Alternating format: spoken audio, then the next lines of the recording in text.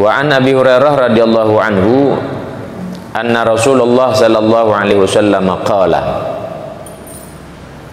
man anfaqa zawjaini fi sabilillah nudiya min abwabil jannah ya abdallah hadza khairun faman kana min ahli shalah du'iya min babis shalah wa man kana min ahli jihad du'iya min babil jihad wa man kana min ahli siyam du'iya min babir rayyan wa man kana min ahli sadaqah du'iya min babis sadaqah.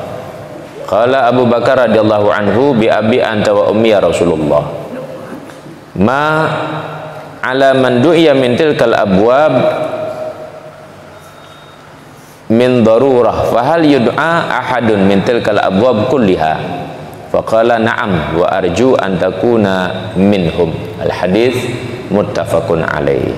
Dari sahabat Abu Hurairah bahwa Nabi sallallahu alaihi wasallam bersabda, man anfaqa zaujaini, barang siapa yang meninfakkan daripada sepasang hewan ternak, menginfakkan sepasang hewan ternak, unta laki, unta jantan, unta betina, kambing jantan, kambing betina, kuda jantan, kuda betina, diinfakkan di jalan Allah, apakah dalam rangka untuk peperangan, dalam rangka untuk membantu orang-orang miskin, dalam rangka untuk menguatkan perekonomian daripada orang-orang yang susah. Kok dia berinfak dengan hewan?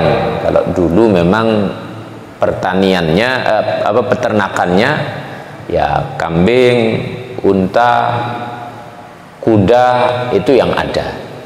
Maka Nabi menyatakan man anfaqa zaujaini fi sabilillah, siapa orang menginfakkan sepasang daripada hewan di jalan Allah Subhanahu wa taala, nudiya min abwabil jannah, maka dipanggil dari pintu surga, ya Abdullah hadza khairun, wahai hamba Allah, ini adalah baik, ini adalah baik yang kau lakukan itu.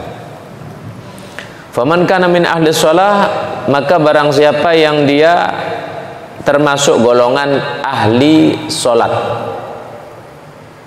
ya terutama salat wajibnya dijaga, karena bagaimanapun taatnya seseorang, puasa sunnahnya banyak, sedekahnya banyak, mungkin haji umrohnya juga berulang-ulang, tapi sholatnya tidak dijalankan, itu juga akan jadi beban dalam dirinya. Kok sholatnya tidak dijalankan, maka sholat ini yang paling utama. Nah, kalau dia menjaga sholat wajibnya, lalu sholat sunnah dijaga juga, tahajudnya, sholat duhanya, kok ahli dalam bidang tersebut, dalam amalan tersebut, du'ya min babis sholat, maka akan dipanggil dia dari pintu sholat. Jadi surga itu sudah ada tandanya masing-masing. Jadi masing-masing itu punya nama, yang dari pintu sholat khusus dia masuk dari sana, tidak boleh yang lain masuk di sana, tidak boleh. Yang ahli bersedekah nanti masuk dari pintu sedekah, yang ahli berpuasa dan seterusnya. Nah, wa man kana min ahli jihad du'iya min babil jihad, barang siapa yang dia ahli berjuang di jalan Allah, jihad. Jihad ini bisa jadi berperang, kalau zaman dulu berperang. Nah, kalau zaman akhir berperang juga nanti. Zaman akhir akan terjadi peperangan, bukan lagi perang nuklir. Listrik pun musnah nanti, tidak ada listrik-listrikan lagi. Baliklah kepada keadaan zaman dulu. Pada akhirnya orang Islam akan berperang melawan orang kafir. Apa senjatanya? Kuda. Apa senjatanya? Pedang. Tidak ada lagi senapan, tembak, tidak ada lagi.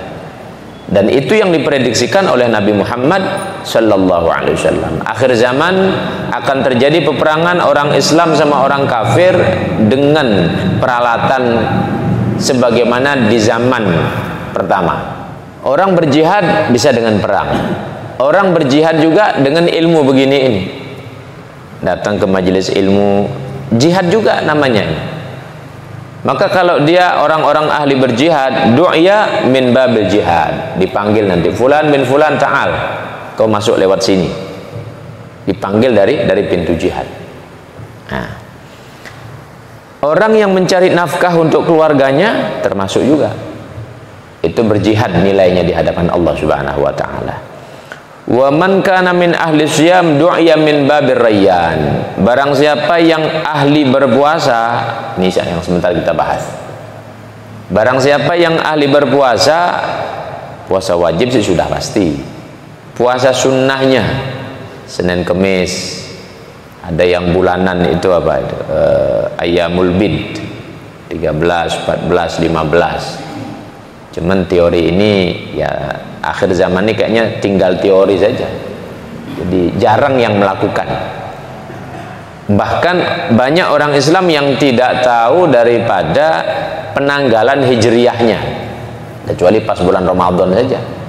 Coba disuruh ngitung dari Muharram, Safar, Rabiul Awal, Rabiul Tsani, Jumadil Awal, Jumadil Tsani, Rajab, Sya'ban, Ramadan, Syawal, Dzulqa'dah, Dzulhijjah. Ada yang tidak hafal. Mungkin banyak dah hafal ya.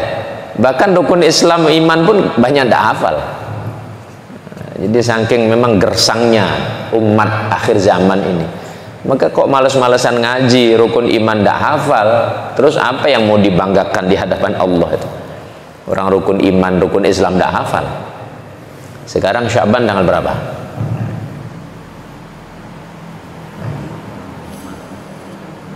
Ada yang tahu? Sya'ban saja tidak tahu ya. Kalau Maret sekarang ya. Maret tanggal berapa? Ya, tanggal 8 ya. Kalau penanggalan Masehi cepat, ingat ya. Tapi kalau Hijriyah lambat. Kalau penanggalan Hijriyah lambat dia ingat. Artinya untuk kemudian mengkondisikan puasa Ayyamul Bid, ada Ayyamus Sud namanya. Kalau Ayyamul Bid itu 13, 14, 15. Ayyamus Sud itu 28, 29, 30, 27, 28, 29. Itu Ayyamus Sud. Itu setiap bulan. Ada lagi yang kisarannya itu tahunan. Syawal, puasa Muharram, puasa Sya'ban, model sekarang ini. Puasa Rajab, kemudian puasa Arafah, puasa Tarwiyah. Itu tahunan jatuhnya. Ada orang-orang yang dia ahli di dalam amalan ini, nah, maka Allah akan panggil dari satu pintu namanya Royan. Kalau ada anak dikasih nama Royan, itu salah satu nama pintu di surga, Royan.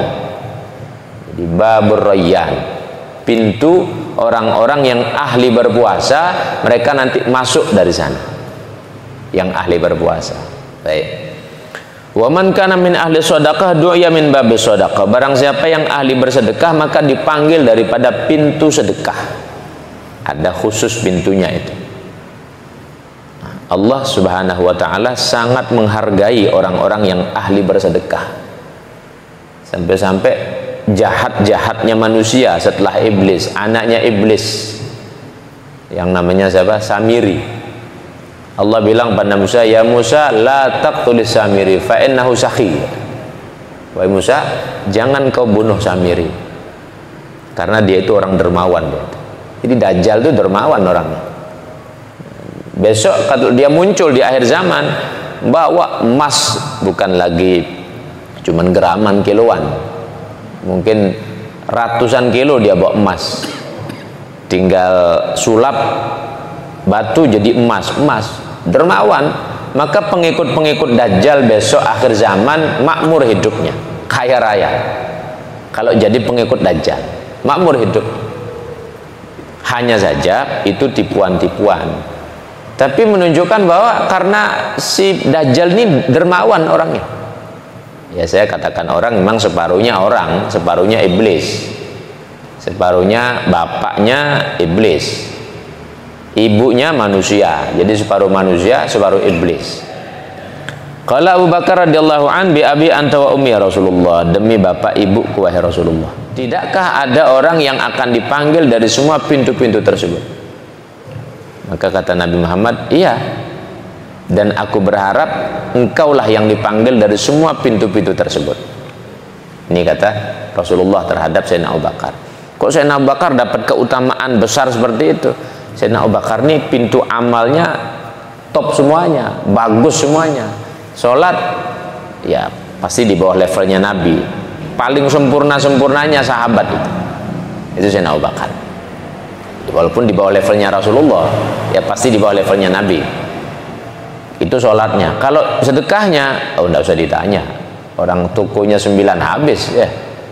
Dakwah sama Nabi, Nabi butuh ini, saya butuh uang untuk perjuangan.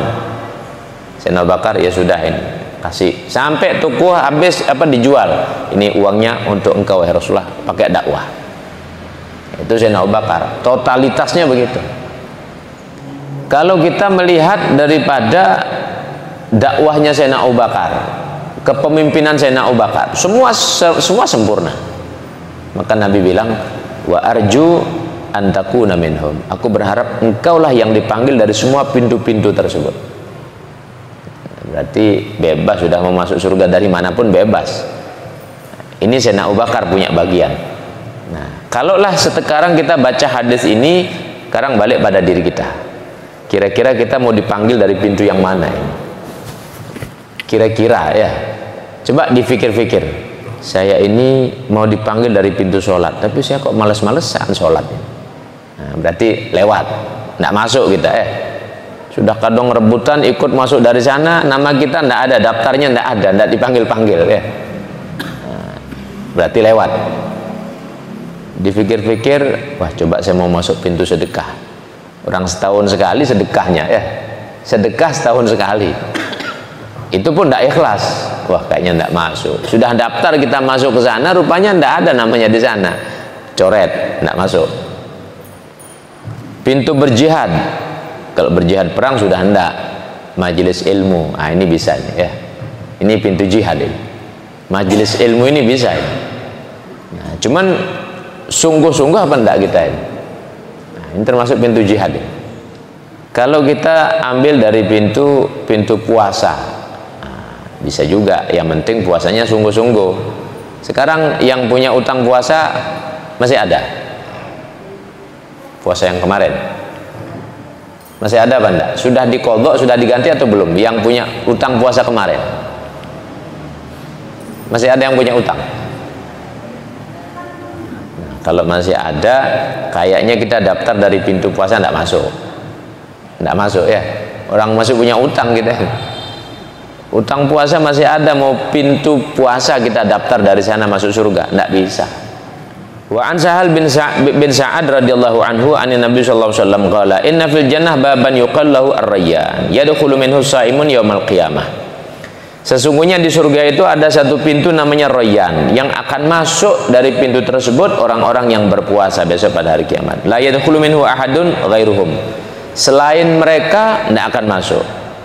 Maka dikatakan aina shaimun, mana itu orang-orang puasa itu, mana itu orang-orang yang ahli puasa. Fayaqumun, maka mereka berdirilah semuanya. La yadkhulu minhu ahadun ghairuhum, sama sekali tidak boleh siapapun masuk pintu tersebut kecuali orang-orang yang ahli puasa ini. Kalau mereka sudah masuk, ditutup itu pintu. Nah, falam yadkhul minhu ahadun, maka tidak bisa seorang pun mau coba maksa masuk ke sana, tidak bisa. Ini diantara keutamaannya puasa. Jadi diniatkan dari sekarang kalau masih panjang umur ya.